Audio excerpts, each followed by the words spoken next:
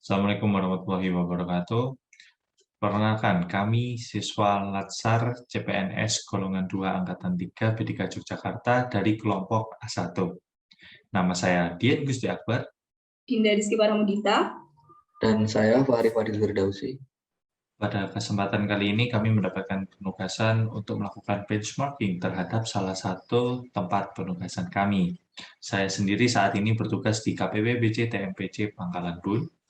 Untuk saya sedang ditugaskan di KPP Pratama Tanjung, Kalimantan Selatan. Dan saya saat ini ditugaskan di KPP Pratama Batu Licin, Kalimantan Selatan. Ya, jadi salah satu dari kami saat ini bekerja di DJPC dan dua dari kami ditempatkan di DJP ya, Direktorat Jenderal Pajak. Gimana teman-teman, kita mau mengulas terkait BC atau pajak nih? Kayaknya pajak aja deh. Pajak ya? Kita kan pajak, jadi yaudah deh, mending pajak aja. Mungkin dari pengertiannya dulu ya, DJP itu apa sih? Mungkin dari Mas Fakri, apa ya, itu? Jadi DJP atau Direktorat Jenderal Pajak ini adalah salah satu unit eselon 1 di lingkungan Kementerian Keuangan. Nah, fungsinya DJP adalah yang pertama itu untuk perumusan kebijakan di bidang perpajakan. Yang kedua, melakukan pelaksanaan kebijakan di bidang perpajakan. Yang ketiga, penyusunan norma, standar, prosedur, dan kriteria di bidang perpajakan. Yang keempat, pemberian bimbingan teknis dan evaluasi di bidang perpajakan. Dan yang terakhir, kelima, pelaksanaan administrasi di Direktorat Jenderal Pajak. Nah, karena posisi yang sangat krusial tersebut, DJP dibantu, memiliki kantor pusat dan kantor wilayah. Begitu, Gusti. Nah, kantor wilayah ini juga bermacam-macam. Ada kantor wilayah yang regional, ada yang kantor wilayah buat BP besar, Jakarta khusus, dan sebagainya. Seperti itu. Jadi tugas utamanya adalah melakukan pengawasan dan pelaksanaan kebijakan di bidang perpajakan. Seperti itu. Kalau di BC gimana, Gusti?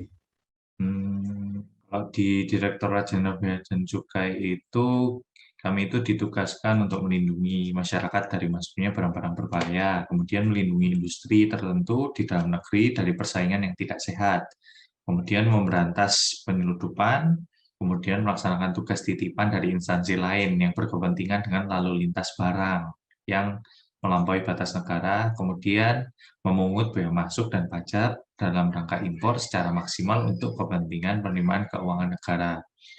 Untuk struktur instansi juga kami ada kantor pusat dan kantor wilayah, kemudian ada juga kantor pelayanan utama. Untuk kantor wilayah itu nanti membawahi kantor pelayanan. Ya teman-teman, kan sekarang kita lagi bahas benchmarking nih di diskusi kali ini. Jadi mending kita ini aja dulu deh, kasih pengertiannya benchmarking itu apa. Itu.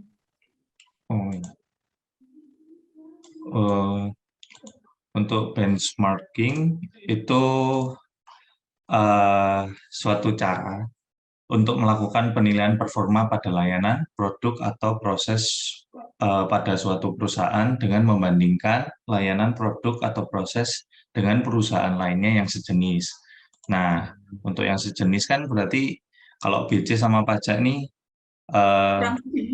kurang ya. Mungkin saat ini nanti kita membandingkannya antara kantor pajak sama yang saat ini teman-teman tempati ya mungkin ya. Atau kita pilih aja mau bandingin kantor mana sama kantor yang mana. Kalau di tempatku sih KPP itu gimana ya?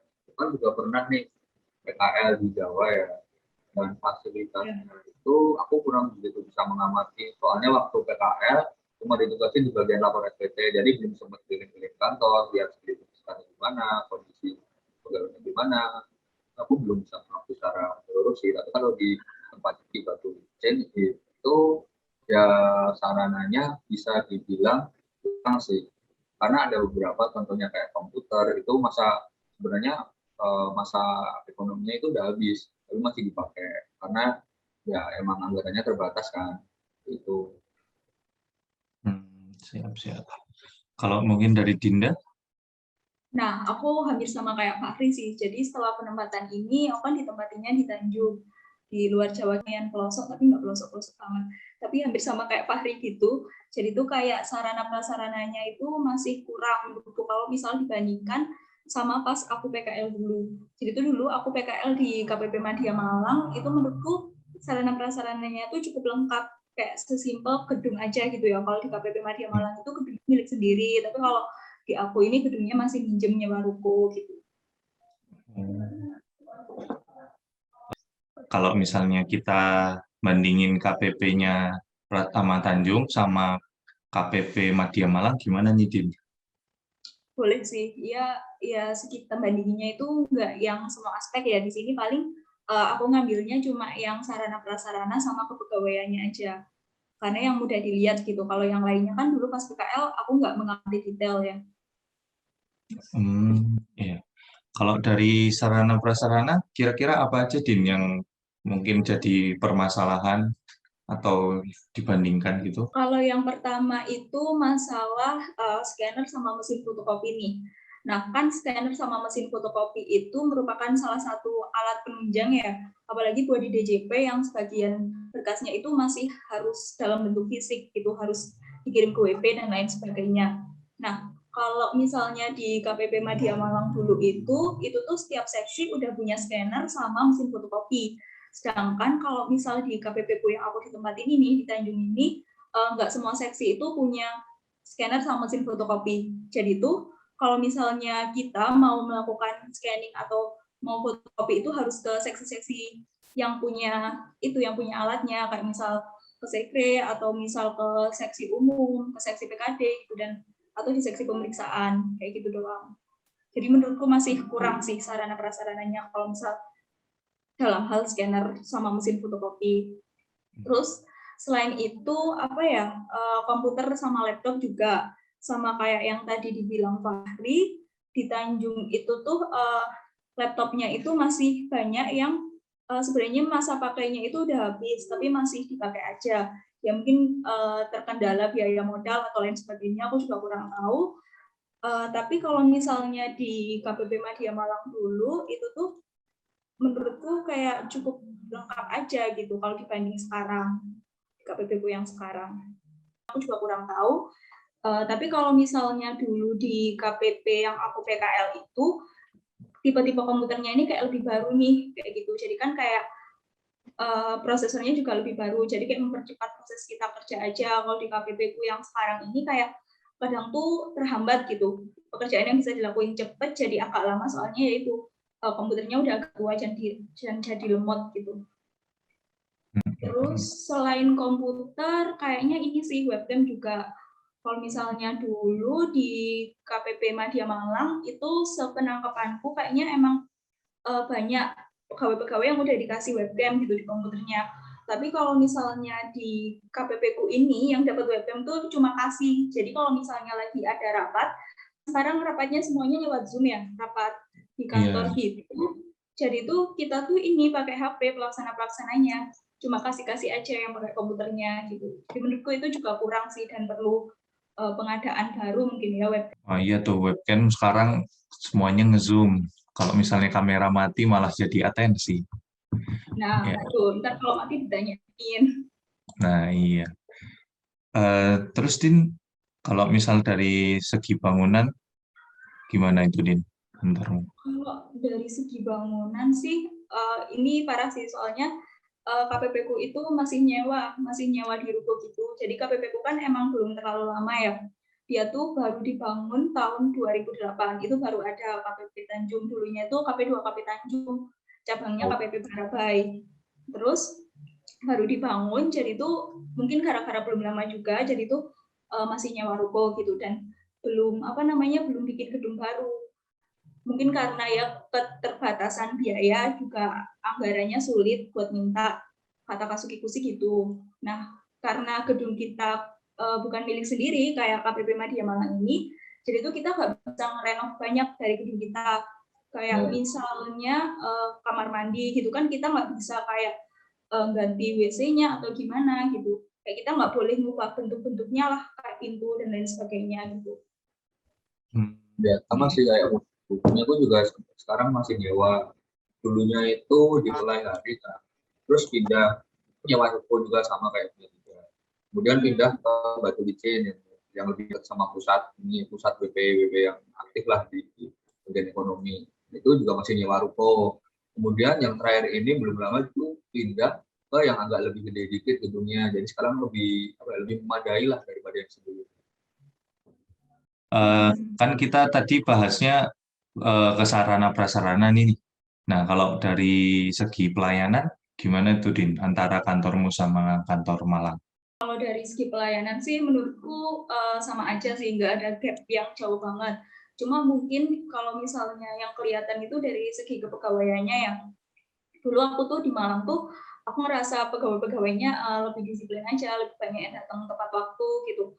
Kalau di KPP ku yang sekarang ini kayak banyak yang ya udahlah absen dulu aja, nanti datangnya paling 8:30 kayak gitu.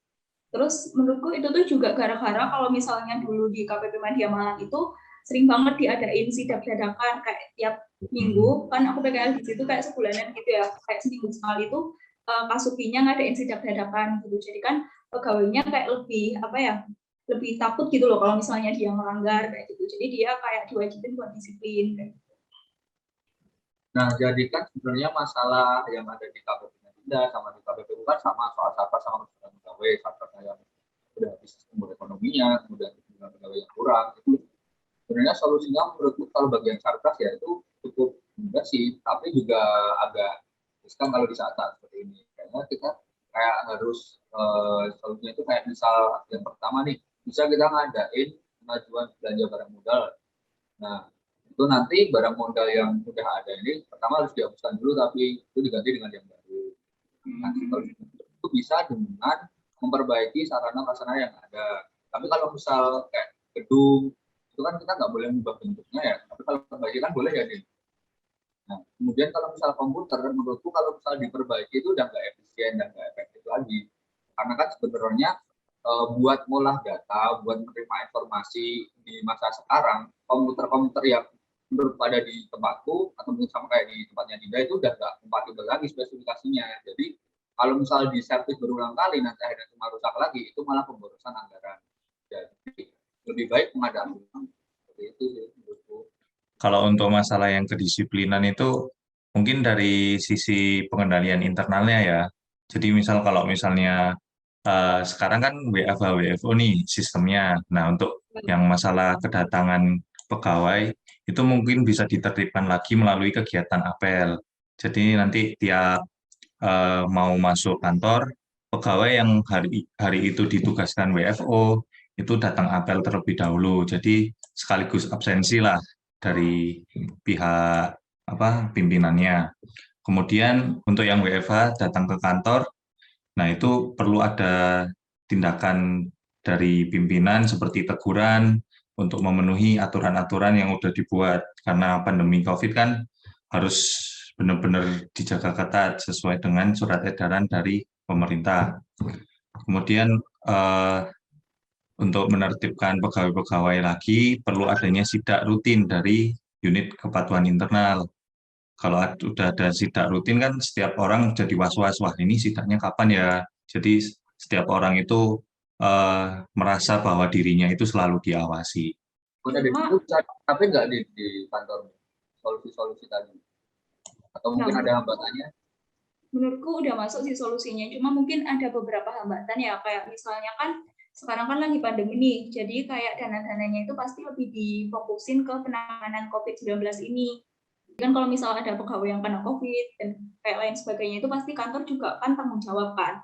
Terus yang kedua itu kalau misalnya belanja modal, kayak misal belanja modal mungkin bisa ya, cuma mungkin kalau pengadaan kayak misal gedung baru kayak gitu kan butuh waktu yang lama dan pasti di ACC dari pusatnya juga lama. Itu sih yang kayak jadi kendala aja, soalnya nggak mungkin didahuluin cepat kalau lagi pandemi kayak gini kita minta gedung baru gitu, nggak mungkin didahuluin bisa langsung dilaksanain gitu. Terus kalau misalnya yang kedisiplinan pegawai itu mungkin menurut aku kayak kembali lagi ke atasan gitu. Mungkin atasannya kalau di aku tuh hambatannya mungkin kurang tegas buat nyuruh unit kepatuhan internalnya buat ngelakuin sidak rutin gitu. Kalau misalnya sidak lebih rutin dilakuin kan jadi kayak kedisiplinan pegawainya meningkat seperti kayak yang dibilang Gusti tadi gitu. Itu aja sih hambatannya. Oke, berarti mungkin cukup ya pembahasan kita terkait tugas.